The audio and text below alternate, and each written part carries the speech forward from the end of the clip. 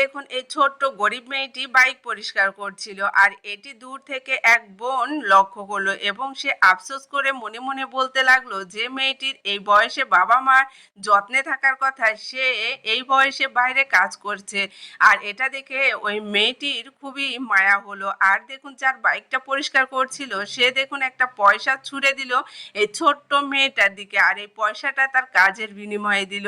আর এদিকে দেখুন এই বোনটি যখন দেখলো পয়সাটা ছুঁড়ে দিল লোকটি, তখন আফসোস করতে লাগলো।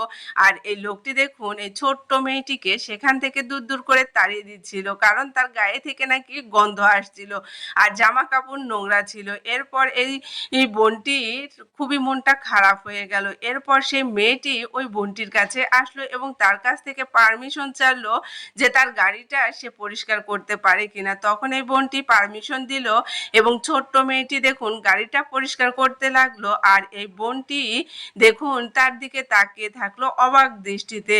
আর এই ছোট্ট মেয়েটির এই অসহায়ের অবস্থা দেখে দেখুন ওই বোনটির অনেক মায়া হতে লাগলো।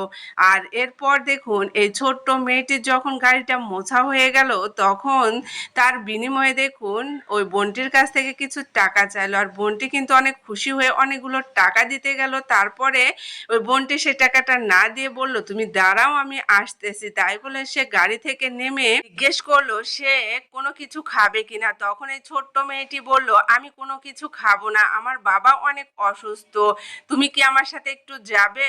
আমার বাবার না অনেক জ্বর হয়েছে। তখন এই বোনটি বলল, তোমার বাবা কোথায়? তখন এই মেয়েটি দেখিয়ে দিল এবং দেখুন এই বোনটিকে নিয়ে ওই ছোট্ট মেয়েটি তার বাবার কাছে গেল।